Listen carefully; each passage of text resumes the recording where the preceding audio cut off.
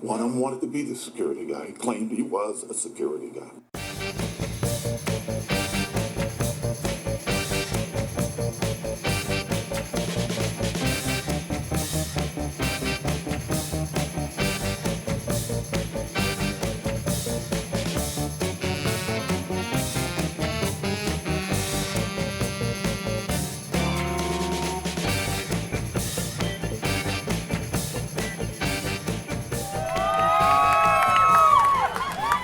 Welcome to a big data version. With Paul, I'm back Bristow. Mission in action. Wait, where have you been?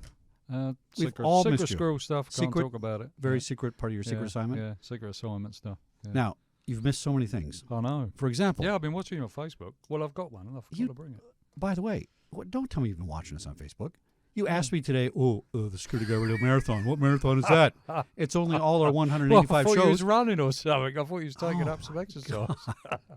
No, we're going to play all 185 shows right after this show, starting at 7 o'clock. Now, Channel 3. You guys got to switch to Channel 3, and it's going to play them back to back because it turns out that we have 7 days worth of shows recorded. Yeah, no, Isn't that amazing? Yeah. Back to back. Well, I like the shooting ones, though. That was good. That was pretty good, right? Yeah. I'm doing some more of those, too. Now, just so happens, did you see the badge? Yeah, I've got one, and I forgot to bring it. You forgot to bring it and forgot to call me and say thank you for the badge. But now, John, can we see that? Is that a good shot if I go like that? All right. That's the Security Guy Radio badge. We're offering these for sale. Have you got Chief on yours? No, I don't have Chief. You should have Chief on it. No, I'm not the a chief. chief. No. The radio If anyone wants to buy one of those, just send me an email, and we'll have them custom made. We can't put your name on it. Down at the bottom where it says Mondays, we can put your name. There's a Texas one and all that. I think it's kind of cool. How much are they? I don't know yet because there's different versions. So if you want a shield, if you want a New York Oval, depends. But, I think this was like $80. Not too bad. Yeah. Yeah, it's kind of cool. But I want to get a little microphone in the middle instead of that star, right? A little camera. Well, yeah, maybe little camera microphones. That's pretty cool. All right. What else is going on? Now, we talked about, I got to do notes. I'm getting too old. I'm forgetting everything. So we're going to do the marathon at 7 o'clock, 8 o'clock tonight, Channel 3, 24/7, all our shows. Are we starting from show one or are we mixing? Yeah, they're going to go from the old show, the first show to the last show. Oh, God, you can see how bad we were. Are you actually doing the first one? Because that was terrible. I've lost the first one. The first one will never be found. And it just so happens Mr. Really Brian, bad. Mr. Brian, our original engineer, is in studio watching, right? And you can't find it either, can you, Mr. Brian? No, the answer is no. You cannot find that show. It is not good. All right, now, I have to get back to saying this because I can remember. So if you want to follow us on all these shows, follow us on Facebook, Twitter, Pinterest, the girl site, LinkedIn, YouTube, SoundCloud, Instagram, Google+, and Tumblr. All right, so we're on 9 social media sites now. It's pretty good, right? Yeah. Takes a lot of work to do that. Takes a lot of usage of memory and data to keep track of all those websites, don't you think? Well, it takes all information, a lot of data, right? It just so happens we're doing a show about big data today. No way.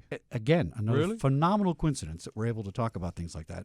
And we're going to talk to our special guest today, Mr. Ken Mills from EMC. Welcome, Ken.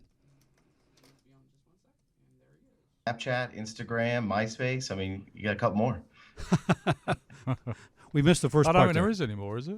Oh, I got 9 of them. It's too many. Somewhere. Well, that takes a lot of space. No, it's funny. We're going to talk to Ken from EMC about the problems with police officers and big data. Now, just to apologize to my brothers and sisters, I call the show Cops and Big Data because cops fits inside the space I need. Police did not fit there because back in the day, that was a pejorative. Yeah, coppers. Well, if you call us a cop, it was not a nice thing to say. Wasn't it? No, not when I was a police officer. That was all right when I was in. If you're a cop, you're I like could think of some dirty cops. That wasn't nice. Dirty coppers, right? So it's police officers of big data law enforcement. And Ken from EMC Square is the leader in this space. And I thought we'd talk about the problems with storage, right? Because we have all these body cams going on and all this police surveillance video, and it all sounds great, but where do you put it? Yeah. This is my new Samsung Drive. This has got half a terabyte on it. And I was going to ask you about that. Isn't that amazing? Yeah. Right? And back in the day, a terabyte would have taken up a whole room full of computers. So we're not talking about terabytes, we're talking about petabytes. So it's quite a challenge. So Ken, give us a little introduction about what you do and how EMC solves this problem. Great. Yeah, thanks. Thanks for having me on. So I'm the CTO of surveillance security for EMC globally in the surveillance, security, and reconnaissance space. So we focus on surveillance, citywide surveillance, transportation, airports, body cams, evidence video, reconnaissance, all things related surveillance globally. We've been doing it for a little over 10 years. We've been the market leader for most of that time, at least 5 years since IHS and others have been counting. And one of the great data points I like to bring out is we shipped 500 petabytes of surveillance storage in the last 24 months. 500 petabytes. It's beyond comprehension. Yeah, that's Yeah. Is that? I mean, where is that going out to? Is that across globally? You're shipping that out, or is that just the US? Yeah, definitely globally. I mean, the U.S. is a big customer, a big target-rich area for us. EMEA, Europe, Middle East, Asia, Australia, New Zealand, great areas for us. India, city of Mumbai is a customer of ours. Pacific Airports in Australia is a customer of ours. To all the way to Denver Airport. We were talking earlier, about Denver. Denver Airport's a customer of ours. So now, you've been doing this all in between. You've been doing this 10 years, and I mean, 10 years ago, this wasn't really an issue. People weren't even talking about it. No. Were you kind of about it? Yeah, were you kind of the first in your space and got ahead of this, didn't you? Yeah, well, I spent about 15 years total in the space, and half of it in the surveillance side and half of it in the IT side. And it's really interesting to see the differences between IT and the surveillance culture. But the real interesting thing is that we're really coming together, right? The surveillance workload is becoming a data center workload, and we're starting to treat it like an enterprise application, which makes it really interesting. But yeah, 10 years ago, I mean, we were talking 250 gig drives tops. Now we're talking 8 terabyte drives. So what we're talking about with let's say police departments, municipalities, public entities, right? Are you finding a disconnect between the technology and what they think the technology can do and what it actually does? Yeah, absolutely. I think everybody has a good understanding of a camera. Camera takes images, the quality of camera. Everybody seems to get that. We all have smartphones now, but they tend to rush to buy the cameras and forget about all the other stuff on the back end, which is largely storage and how expensive that could be and how do you plan for it and the life cycle of this data. In a lot of cases, you need to keep this data for 25 years, in some cases forever. And that's just not something everybody's prepared to handle. Now, back in the day, a camera cost X amount of money. And the camera was really more expensive than the storage because you would put the storage locally somewhere and save it for a couple of weeks. We did this. Remember, when we first got our video cameras, we'd save, 3 weeks worth of information? Yeah, 3 or 4. But now cameras are really the inexpensive part of this system. Am I correct? Yeah, you could get a good quality camera for $400 in the body cam space. I mean, even in the IP surveillance world, you can get some good cameras for under $1,000. And not too long ago, we were selling cameras for $4,000 and $5,000 to do the same thing. So now the back end is really the most expensive piece. Anywhere from 80 to 90% of the overall cost is the infrastructure. That much? I really didn't realize that. And people are still using the cloud because it's just not practical to do this in your own house, right? Well, I think residentially, cloud makes a lot of sense because none of us want to run our own data centers. But right. When you get into the enterprise and you get into true evidence and data management, cloud seems like a great proposition. But the math is really interesting because you have 500 cameras and you pay $25 a month per camera, forever. And that data adds up, right? That cost adds up for over 20, 30, 40 years if you're going to keep it that long. So how does EMC solve that? What's your best practice solve for that? Yeah, so we try to really approach the market with an open platform strategy, right? So not lock you into a single vendor approach, give you on-prem, off-prem, or combination, what we call hybrid choices. We have both on-prem and on-prem.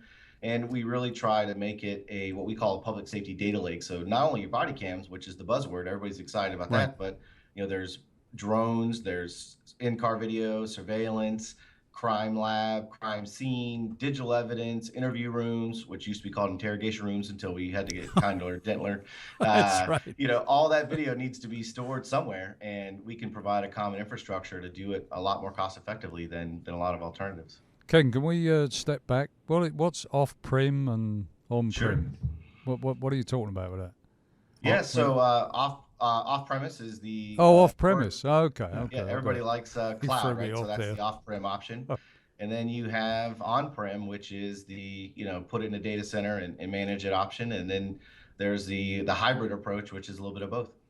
Now, do you guys go around building data centers for people? Is that the best solution most people want in the public sector? Well, most public sector customers have very good quality data centers today, right? Because most other applications are already running in the data center. They're already part of the enterprise storage and application management strategy within the organization. even a small police department of 200 or 150 officers, most likely has an IT organization at the city that is supporting their other applications in the data center. So putting the surveillance application and the evidence application in that same data center is a pretty easy proposition and really cost effective. So tell us how the application handles evidence. Now, back in the day, you took a Polaroid photo, you logged it in, you put it on a piece of paper, you gave it to the retired guy with the bad back in the cage, and he went to go get it and usually was there. I'd worry about digitizing everything, and if something happens to your server and it has to rebuild data, you could lose something. So it's not, to me, an easy switch over. It sounds good, but I think it presents a whole bunch of new challenges that we didn't have before with the good old-fashioned way. I'm not saying it's a better way for sure, but new problems, right?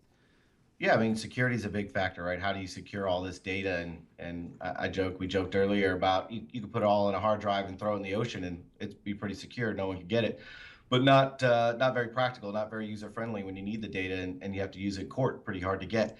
So you have to balance access with security and make sure you put the right level of security for the right level of access and don't give more access than you should. Put the right protection schemes together to protect the data in the event that a hard drive fails, which is going to happen 100% of the time, and really just put the right architecture in place. Do you ever have any problems with courts that sort of say, oh yeah, the law needs to catch up? Yeah, we don't believe that this is it's been messed with or whatever. Yeah, absolutely. I mean, it's always out there, right? I mean, that's cloud. It's a challenge to the cloud right now. Is there who has chain of custody if it goes in the cloud?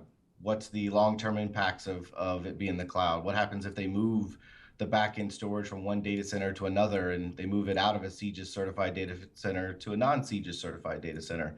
Do you even know what happens to that custody? Does it still meet the chain of custody requirements? So there's a lot of questions around that, but when you have it in-house and you follow the same old adage that you use in the example of the Polaroid, where you have an officer, plugs in the body cam, the evidence goes from the body cam to the in-house evidence closet, which happens to now be a hard drive instead of a wire cage. You have physical control, and you know where it is. You know exactly where it is. So are custody officers in police departments now becoming IT? The IT guy?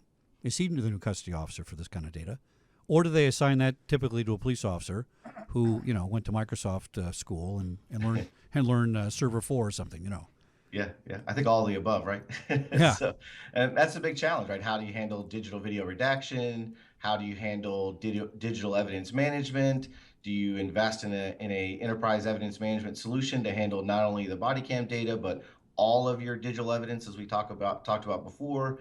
I mean, officers and police organizations and cities don't want to deal with 9, 10, 12 different storage platforms and evidence management platforms, and some in cloud, some on-prem. So it makes a lot more sense to invest in a kind of all-in public safety data lake approach where you have one solid managed enterprise approach to that storage. I can't imagine dealing with the amount of data that must be coming in from like a law enforcement agency. Well, think about it. Traffic like the cams. Metropolitan Police or Right. All the photos. New York. I mean, it must be enormous, right? It's petabytes and petabytes. I mean, it's just got to be amazing. Yeah, and how do you file? Ken, how do you file all that stuff? How do you find it? I mean, when you got all this information coming in. How is it filtered? How do you find it? You just do a search and say, I want so and so file, or what? Yeah, I mean, it's. Have you ever put 40,000 photos on your own hard drive and then went back and looked for them? Right? I mean, I have, as a matter of fact. I have actually. and they're all of Chuck. Right? No, I actually have about 300,000 photographs. Yeah, and I can't find it. I didn't name them something. They're just number 005, right? Yeah. So Ken, walk us through a typical setup. That happens, right? That happens in the digital evidence space because people aren't using the real quality enterprise database apps, right? So where they can actually search and run analytics and connect video and hard copies and files all together in a single evidence case, and then be able to control user rights and privileges to that evidence. If you just throw it in a bucket, which is basically what you're doing when you just put it on a hard drive and like you would with your pictures, maybe you find it, maybe you don't. But that's not exactly the right approach we would recommend for our customers that are really looking to have a good strategy around this. Sounds like you actually need to look at Chuck's stuff. No, nobody should look at my hard drive. No. I don't want the legal challenge. That's right. Oh, We don't want to God. do that. So, Ken, your software is going to handle these problems we're talking about. Is that correct? That's right, right. So EMC is best known for what the picture you're showing right there, which is what we call Big Iron, right? The storage, the physical devices that the hard drives that are going in the racks. And that's definitely a big part of our business, but more than half of our revenue comes from software. And so we are a significant software company when it comes to data management, data reliability, data protection, evidence management.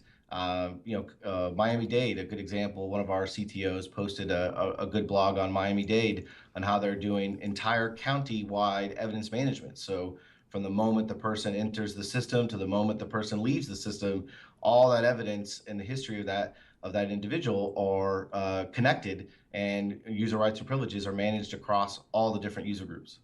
Now, how do you handle permissions on a system like this? Hopefully carefully.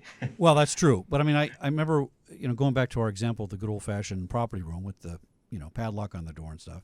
There was a chain of custody process there.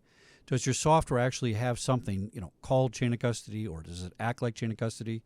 I could just see as this gets more and more accessible to people that I could easily have a defense that this was photoshopped, this was changed, this was moved. That's not a picture of me. I mean, it's good and bad, right? Yeah. Both of those things. Nope. Oh, good heavens. Left yourself. Oh, look at What can I say? Oh, no, I'm sorry about that. They're calling and asking if I want solar power again. That's true. They call me every night at this time. I forgot to turn it off. That's right. Is Sorry your power about on? Yeah. Is your refrigerator running? It's a big deal. One of the things that we do is we don't allow you to edit the original. So when we store the data, the original is stored, locked down, can't be deleted, can't be erased until that's good. Policy is put into effect. So anytime you access that data, you're accessing a copy. And so if you destroy that copy, you alter that copy, you do anything with that copy that would otherwise not be usable in court, we would know it because we have the original, and the original can't be edited. Oh, so does that give it some sort of timestamp? And I mean, how does that work? How do you prove to the court that was the original? Yeah, so there's a number of different ways depending on the evidence, but absolutely, watermarking, encryption, timestamping, logs, audit trails, all those things, come together to prove who had access, when they had access, what they had access to, and what they did with that access. And that's critical to proving the validity of any evidence system overall are those key points, right? Who and what, when, where, and how, right? Now, do you guys normally get subpoenaed to go to court? In the old days, if we had a radar ticket, right, the smart defendant would subpoena the guy that calibrated the radar. And, of course, he would never show up because he works in New England and we're in California, right? Right. Do you get subpoenaed in that capacity to verify data on your system?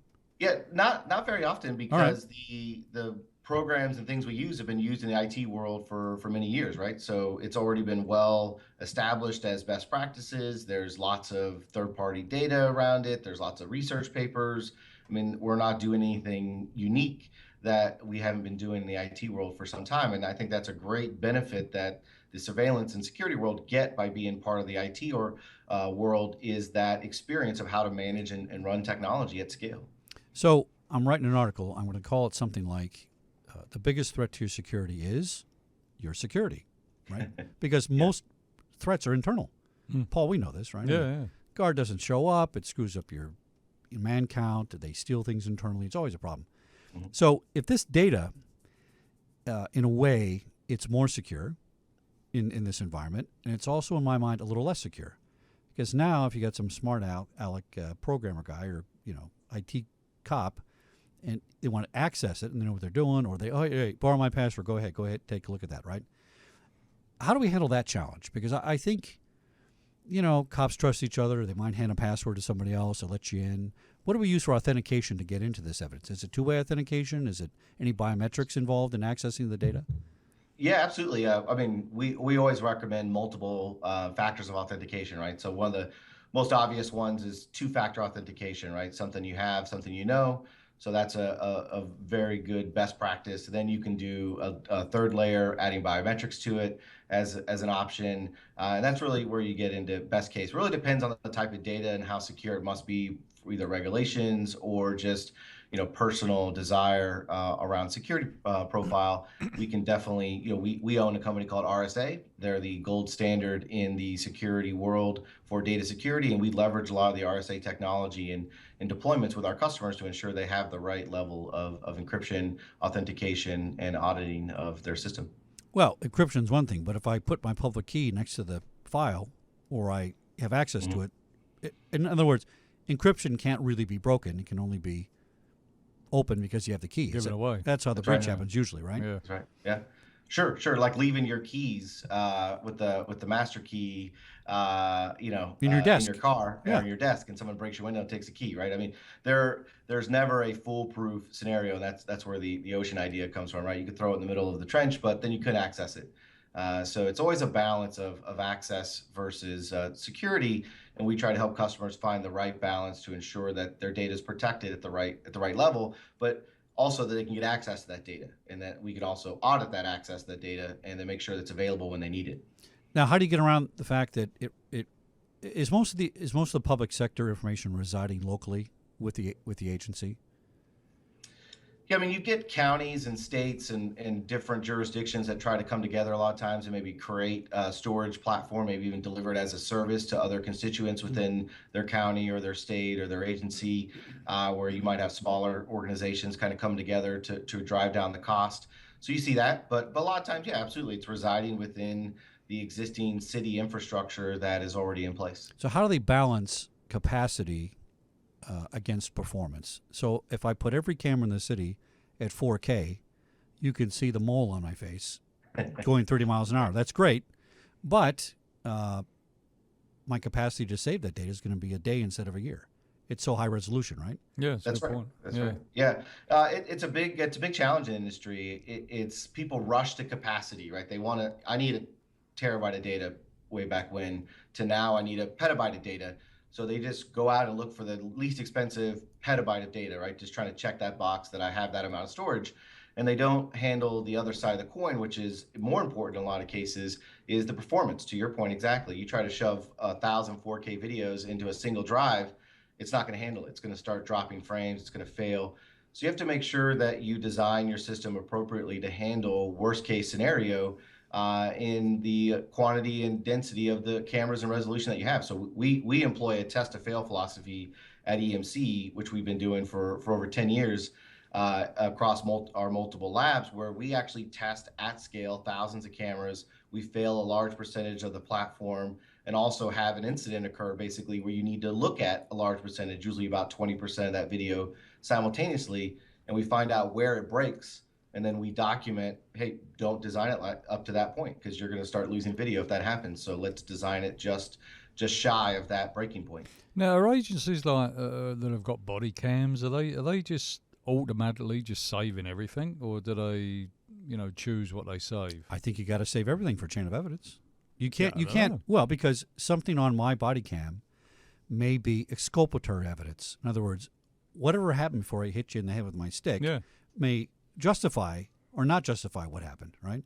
I think you got to save it all from the day it goes on to at night when you turn it off. Yeah, I would have thought so. But is that the case, Ken? I mean, are they just... Yeah, there's different policies depending on the institution and state legislation. So a lot of states are either keeping the very minimum of 30 days of all video, and then they determine what's important, and then they keep that for a longer period of time, maybe 3 years, maybe 7 years. If it's a capital offense, maybe 25 years. Some states require it to be kept forever. Other states say when the person gets out of jail, you can get rid of it. I mean, there's all these different time frames depending on where you're at. Obviously, people want to keep it in most cases, they want to keep as little as possible because of the cost and the liability of that data. But there's a balance of exculpatory, like you talked about, protecting the city, the officers involved, that nothing did happen that shouldn't have. I'm just trying to picture across the world the amount of data for law enforcement, just law enforcement agencies. What's the show we did it's about amazing. One of our first shows? I brought up this question.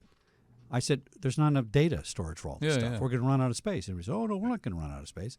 Ken, are we going to run out of space? It's I possible, could right? see it, right? Well, it's. I mean, there's new technology that we're working with all the time, right? I mean, 8 terabytes drives didn't exist not that long ago, right? Yeah. 4 terabyte drives were the thing. Now we're already at 6. We're at 8. We're testing 10.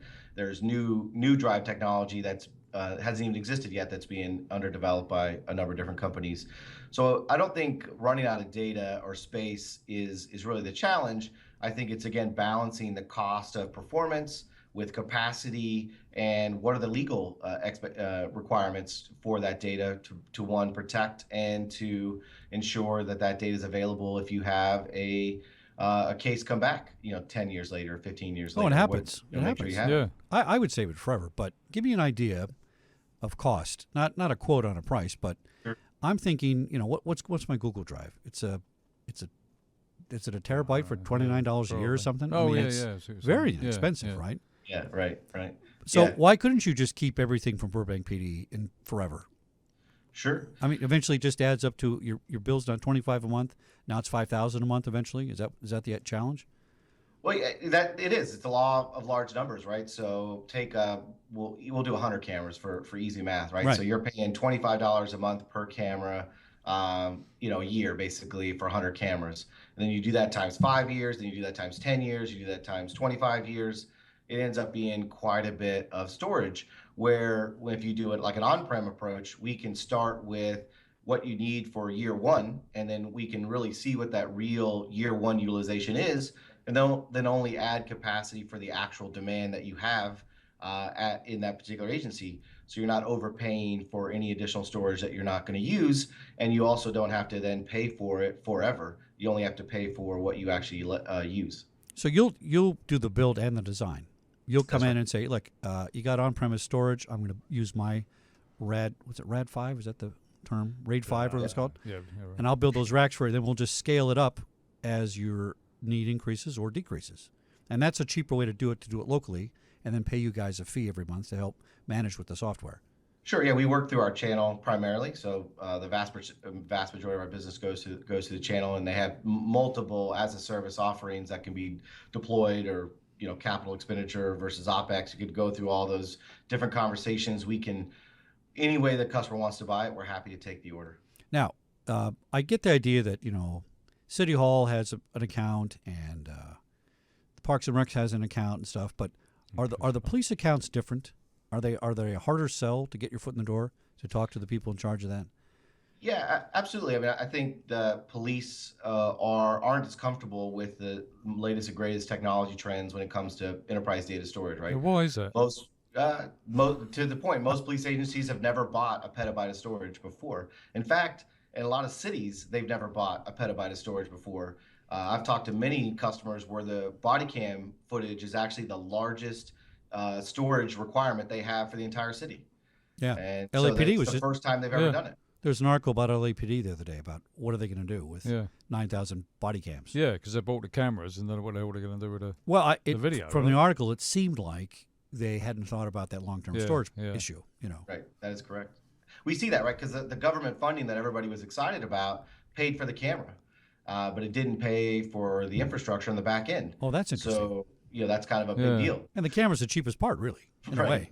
Right. I'm just sitting here thinking, because years ago, when I was in the Metropolitan Police in London, even then we had thousands of cameras all over the place. Oh, London's always had thousands And I of cameras, never yeah. actually saw the back end of how they were storing all that information. well, you it had- must have all been on tapes.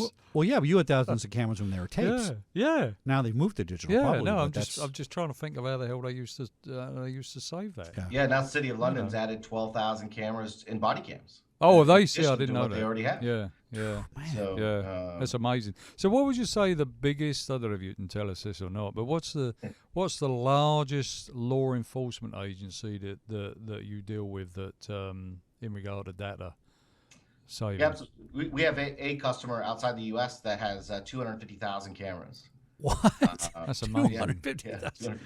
Man. So Can we have a that's couple? I can't largest imagine that. implementation. Can we get a couple for the studio here? Maybe we need some Yeah. better resolution on these. Yeah, I can't imagine that. That's Their amazing. goal is to get to 500,000 cameras. I don't know if they're putting them on dogs, rats. I don't know where they're putting the Now, cameras, but 500,000 is quite a bit. Getting back to the filing system, how do you find that one camera with that 1 day's, recording that you might be looking for? I mean, is it by date? I mean, well, there's another how do you software do it? program. I mean, don't we need some VMS software on top of your software, or does your software act Yes. as video management? Yeah, so we don't do video management. You don't, We- okay. We do evidence management and data recovery, data protection. So you would use a VMS product from a Genetec or a Verint or a Milestone or any of the major vendors. You might buy your body cam from Taser or Panasonic or Motorola or Reveal or any of those guys. And then all that generates video. And then you have, your iPhone, you have digital camcorders, you have all these different things that generate evidence. Drones are becoming mainstay in police departments across the globe. So you have all this different video that comes in from these different sources. We put it on a common infrastructure storage platform, and then with our evidence management applications, we can then take all of that different evidence and assign it to a case, and then help you manage it as a single entity of evidence, as opposed to running 6-7 different applications to manage that evidence, which would be very tedious and in some cases impossible. Now, see how it's getting complicated for our brothers and sisters, right? It's already. Yeah. it's First, I already got a past me. mouse. I got one click for a mouse. Yeah. Then I got to turn on my video management system. Then I got to find what I'm looking for, and then I got to get to EMC and figure out how to pull that into the. I'm half joking, but Yeah. it is kind of complicated for some Yeah. police officers I know. The younger ones, I think, who grew up with it probably could get some of this stuff, but I think it's just a timing issue. So people our age, who are leaders now in law enforcement, they didn't grow up with computers, Yeah. right? So I think that's a challenge to get this to to be what's the word, merged together with your daily operations. But Yeah. it's got to be done. I mean, 500,000 cameras. I can't imagine how anybody Oh could. yeah. Well, and then you got the rest of the electronic data that's coming in. Yeah, the other Right, stuff, that right? put So you got together. your CAD system, your computer-aided dispatch Right. information. You got your traffic cameras. I mean, they're going to have to create a whole new division for this kind of stuff. Yeah. And what's interesting is, police departments, Ken, you may know this, are significantly less staffed than they've ever been. Right. I mean, That's there's- right. There was over. That's a huge challenge. When I talk to police organizations across the country, there's a gentleman, Terry Gaynor, who I do a lot of work with. I think you linked him in the show notes. Previous Senate Sergeant of Arms. He was Oh, chief yeah. of police a couple times. He's an old guy. He doesn't mind me saying it, but he really gets it, right? He understands the challenges and how the technology can help, and some of the challenges technology creates for the agencies. So the idea is not to just throw technology at it, which is easy. It's to throw the right technology at it so you can actually manage it. Part of the big problems some of the big agencies are having are redaction. How do you redact all of that video for 9,000 cameras? How many officers does it take to do that? So that's a real cost analysis that has to be done for any of these projects, is to how do you manage the video once you get it? Well, there's a few departments I've heard of that have actually, when budget cuts come in, the first thing they're cutting out are forensics, Yeah. computer forensics, Yeah, yeah. all that kind of stuff. And that should be the first thing they invest in. And it's interesting because the business of security, not really police so much, but maybe, is moving towards this remote surveillance, where if we can have a cop watching 5 cameras in 5 intersections, I just save a bunch of manpower. And some security departments are now going that way, where security companies are having We've got a lot a of virtual UL guard, I monitored- guess, whatever you call it. Yeah. Yeah, monitored. So I can see that this becomes more and more important. Let's talk a little bit, Ken, about private sectors. I mean, not too much difference, but do you find the private sector embraces this stuff more than public sector? Yeah, so body cams have definitely been police-led Right. for the last handful of years for obvious reasons. But we are starting to see it in healthcare. We're seeing it in oil and gas. As people go out and inspect rigs, have body cams on them to see what's going on, so they can take that video back and Oh, they that's can good. now analyze it with enterprise analytics or training or both. Again, healthcare, same thing. Liability, very similar use case. Campus police. So we're starting to see body cams kind of go a lot of different places. We've seen drones for obviously infrastructure, going up and down pipelines with a handful of drones instead of flying helicopters or driving trucks and men out to very remote areas, because no one wants a pipeline in their backyard, as we all know. So how do you really inspect that for safety? How do you prevent a breach? And so using technology from aerial vehicles or other camera sensors and bringing that back, and then doing video-based analytics across those sensors to see what's different in this image from last time. What are the thermal image properties that have changed over the last 15 shots that you've taken of that pipe, is there a potential rupture? Now, why does an EMC do video management? It seems so logical. You're so tied together with that. I'm just curious. Yeah, so we believe in being the open platform, right? So our value is data management, data integrity, data resiliency, all those buzzwords. And if we get into the true application space, we could very easily get into that single vendor lock-in scenario that we are really trying to prevent for our customers. We want to allow our customers choice, especially in the body cam space where innovation is just starting. We don't want to get customers in a situation where they can't choose the best camera that fits their needs. Well, and a lot of companies already own VMS systems, right? Well, that's true, I guess, yeah. Probably they buy it, they go to VMS route, and then they go, we need to store all this stuff. Well, what I'd be worried it's about... probably the last step that they go to, right, is a storage. I'd be worried stepping in that space and, well, listen, they couldn't find half the stuff at my last police department in the storage unit, right? Yeah. Where's this case? I don't know. Where's the box? I got to go look for it, right? So if you don't have the right VMS, you may be looking for something and you can't find it if you're not operating it properly. And it may be on Ken's server. It may be in Ken's software, but they can't find it. Right? If you've ever come across that, by the way... I think the IRS could probably use something like that. Well, they sure could. What email? Yeah, exactly. Or the State Department. Yeah.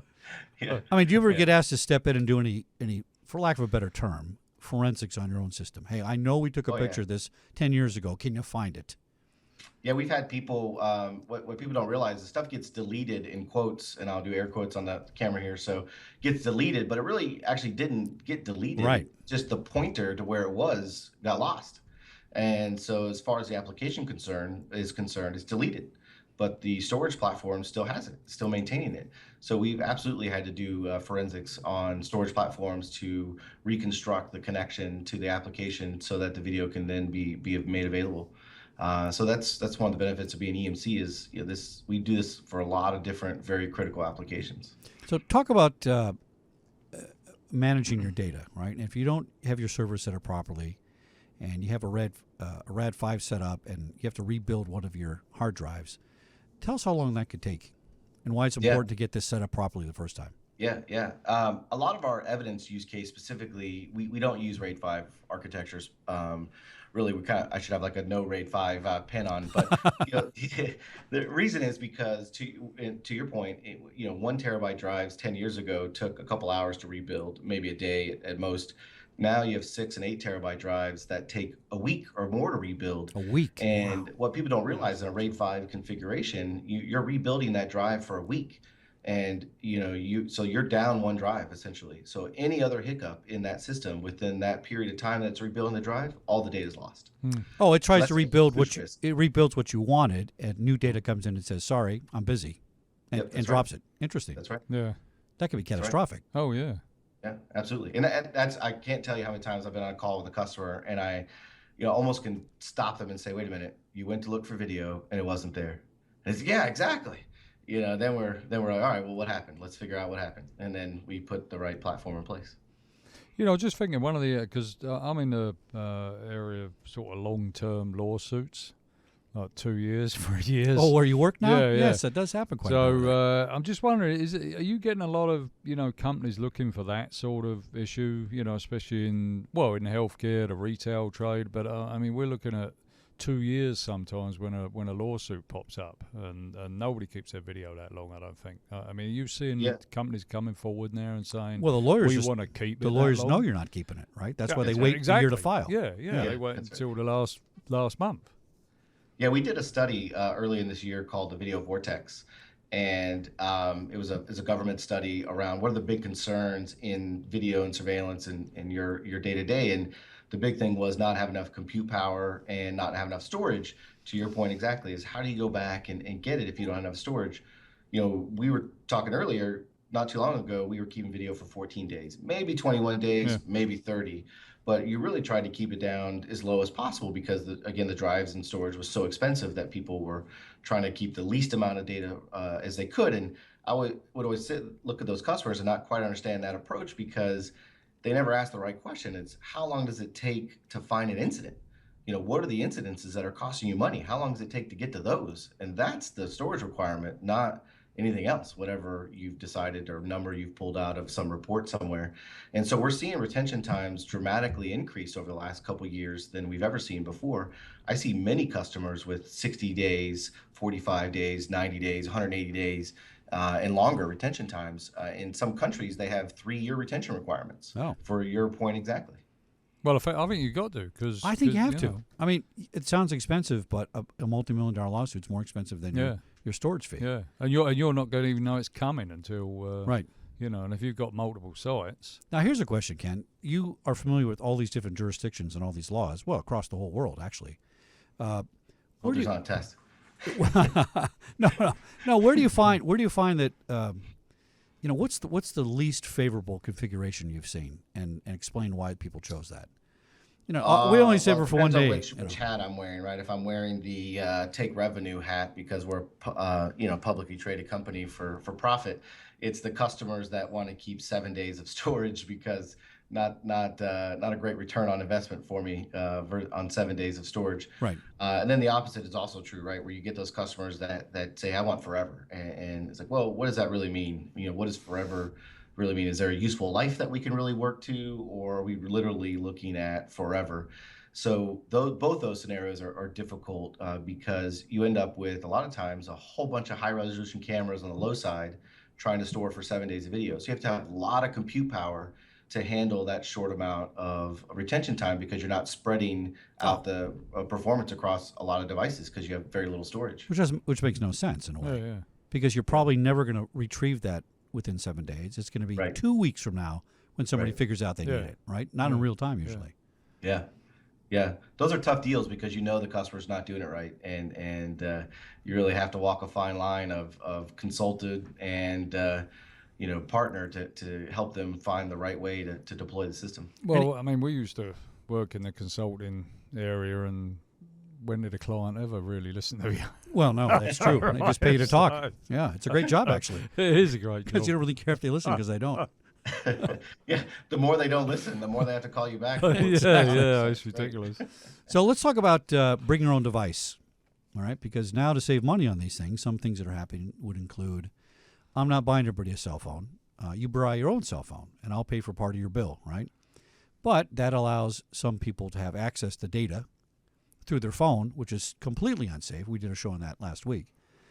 Any challenges that you see with that? I mean, your phone then could be brought into being evidence if it touches any of that data. Yeah, it's interesting. And as employees of a company that leverages BYOD, it's an interesting conversation we have internally is, do we go back to 2 phones? Do we go to a personal phone and a work phone to completely keep those devices separate? Because if there is a situation, that phone becomes a company asset, or at least becomes discoverable in a case, and you have to turn it over. Even if it has a container, it still can be required to be used in a case. So there's a trend kind of the other direction, right? Instead of having one device, having 2. And I think, Paul, you just showed that you had 2, right? Yeah. Now, which one is this your company phone? That's a company phone. This cheap, puny one right here? Yeah, actually, it's not bad. Well, it's very small compared to this behemoth right here. What the hell is that? I'll do other stuff on that. Good heavens, that's bigger. That's much bigger than you don't want to know what I look at on that. Well, no, but we're half kidding, He right? needs the bigger font. Yeah. So would your EMC software, would that tie into a phone camera in the field? In other words, if I was running the police department, I'd say, okay, bring your own device. We're taking an evidence picture. We put a VPN connection or something. It goes up to the police server. It gets in the evidence software. I think you've got to keep it separate. I don't know. I mean, I'm fully behind what my present company does. Well, and you know what cops do? Cops take pictures of crime scenes for their own scrapbook, and that's technically evidence, right? You shouldn't even be carrying your own phone as a copper, I don't think. Well, these are all things that are unfolding because people haven't really thought about but there's what to do. stories at the same time where the officer's personal phone saved their lives because it had better technology than their issued phone. Well, exactly. Which is probably the case. You got both sides of that argument, I think, are out there. But EMC, again, we have mobile data management solutions. We have mobile encryption. We have, mobile, token management. We have mobile containers. So we offer a suite of services through our companies to secure and protect, and again, manage and authentication and access to even your mobile devices, which is what I use on my phone, right? I have my own phone that's running EMC software to protect the corporate assets that are on my phone. Yeah, I think that's important. I think Yeah. in that last show I did, Ken, maybe I'm wrong. Is it 60% of data breaches are caused by mobile now in the field devices? Yeah, I don't have the exact statistic, It's but pretty high, right? It's up there. Yeah. It's up there. If you cut out that stuff, you'd have solve that. So what are the? I mean, it looks like the government have got a habit of using their own Blackberries and servers and all the rest of it. I mean, is that a problem then? Do you think? Well, yeah, it's a huge issue in the IT world, right? It's bringing your own, good political segue, bringing your own wireless router, bringing your own cell phone, bringing your own, cloud service, right? That's a huge issue in enterprise and government, is because we get so used to these great services that we have access to in our personal lives. We want those same level of quality and speed and performance in our corporate applications. And if we don't get it, you just go buy it and you deploy it. Right. And all of a sudden you've opened up a portal for risk. Now, talk about, we talked briefly before the show about this net neutrality debate. And talk to us about how that could come into play with some of this data. Yeah, I mean, being that we're on the data storage side, we're somewhat removed from the net neutrality conversation. But as you look at who has control of the data, or how the access to the data, or who has priority to that data, assuming that net neutrality was not allowed or not protected, you could definitely have a situation where ISPs could determine that access to some data is a higher priority to others based on who's paying more for that data. And therefore, emergency services data could potentially be at risk to not getting the same access level and speed and efficiency that other data from, a YouTube or a Netflix or other paid service. Yeah, and to boil it down for my nieces and nephews, the law basically says we want everybody to be fair. And poor evil Google has too much data and too much bandwidth, and we're going to take away some of that and give it to this poor guy over here who doesn't, which is why my friggin' phone doesn't work, Verizon, and I'm coming to see you next week again. Because I'm a high user, and I'm constantly being throttled and turned down, and I don't get access to half the stuff. Right. So these are a lot of, that net neutrality. So you're that guy, huh? You're I'm that guy. It's breaking for all of us. Well, we're on net neutrality. I mean, do you deal with any of the, sort of China or any of those sort of countries? Are they using outside services such as yours, or? Yeah, absolutely. We have to be very careful as a global company as to who we sell to and how our equipment is being used, to make sure that we're not part of any civil rights violations or any situation where our equipment could be used for improper purposes, right? So we monitor that very closely. One of the interesting things about the IT world is IT world really typically knows who the customer is on the other end. Where in the security world, you kind of sell it to a distributor and you kind of see what happens. But in IT, hey, Ken. Well, we started talking about China. Ken, we talked about China, and your and feed has gone us. bad, and we talked about net neutrality, and he's fading. Jarvis, can we get him back? That's a that's pretty very strange coincidental, coincidence. right? I think somebody's actually listening to us here. Did we lose him? Hey, Ken, if you can hear us, Ken, your audio cut out right when we started talking about. I shouldn't have started that. You shouldn't have talked about China. Politics as well. I started talking about the service stuff, and they've moved on us. No. Yeah, we've been hit. Ken, if you can hear us, there's something going on your side of it. I'm here. I think everybody on Netflix. Just coming back. Are you back there, Ken? He was starting to come back. Well, maybe you can hear us, Ken. Disconnect and then and call back in, and we'll stall here until he gets back. Yeah, I'm telling you, somebody's listening. This is the longest stall in the history of radio, I think. I know. We're doing okay though, right? Yeah.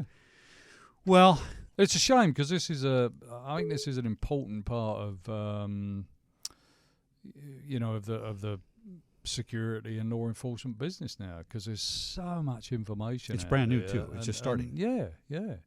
And you got these small departments that are probably just saving their stuff. I mean, I can see people, these small departments saving their video on a PC in the office somewhere. Oh, I think they do. You just see it. Yeah, I think they do. Absolutely. Or a plug-in plug in, gigabyte drive or Absolutely. something, and then they're probably labeling that and sticking it in a filing cabinet or something. I was in Broken Arrow, Oklahoma, a small department, and I think they had 5 cops, and they had the latest, greatest body cams. Oh, really? Yeah. But where were they storing their stuff?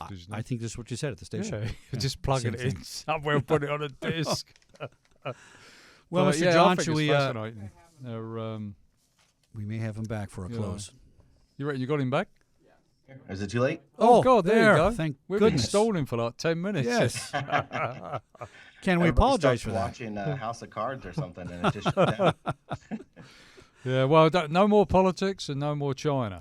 That's it. You said it, don't say it. I'm not mentioning it again. So can we get about 5 minutes left? Why don't you take it out and let's talk more about EMC and all your solutions platforms and how we can get a hold of you and stuff like that. And we apologize. We'll have you on again, because there's lots to be said about this this topic. Yeah, the tech guy was defeated by technology. That's how Exactly. Yeah. Yeah. Yeah, no, I really appreciate the time. We at EMC, we really are excited about the surveillance space and being a part of the law enforcement, public safety space. There's so much more that we can learn, right? We don't feel like we have all the answers, but we really want to be part of the solution as police officers and cities look to manage their citywide surveillance and evidence and other use cases like that, and really be a partner to those customers. You can find us on emc.com/surveillance. You could follow me on Twitter at otherken. I'm also on LinkedIn under just my name. So I'm happy to help your customers, your partners, your city officers that might be listening or watch this later. Kind of find out what are the options around storage and how can they really plan around the life cycle of data evidence and the storage life cycle that comes along with it, so that they can put a system in place that will last the test of time and not just cost them a ton of money.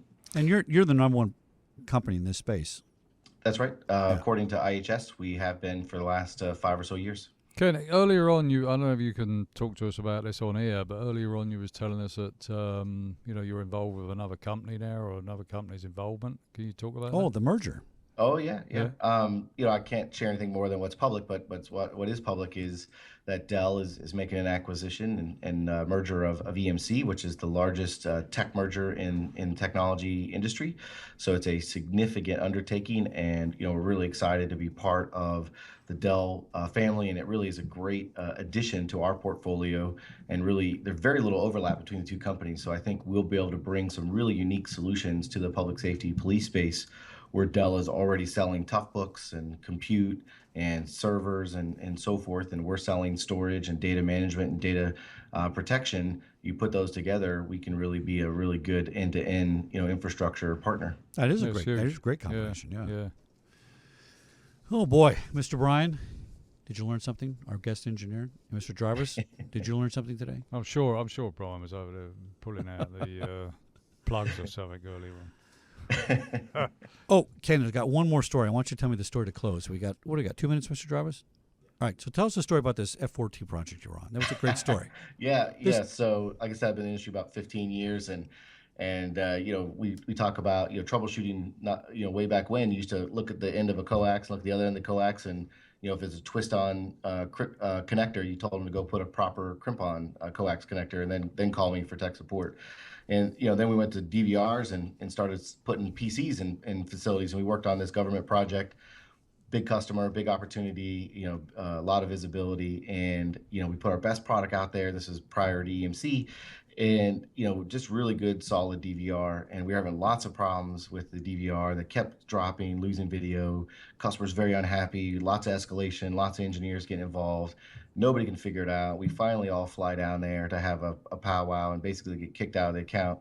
And as we're getting chewed on by everybody and the customer for how terrible our product is, we realized that they've been playing Flight Simulator on their DVR. They had loaded a Flight Simulator application on their Windows-based DVR, and every time they got into a very critical mission and started playing, it would just crash the DVR process because the game was more important at the time.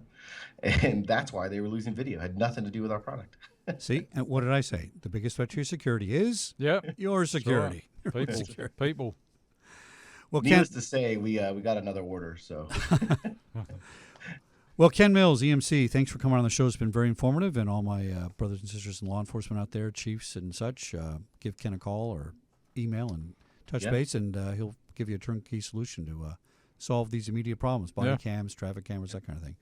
Mr. Jarvis, please play the music. I'm exhausted. Can we play the music? Cheers, good.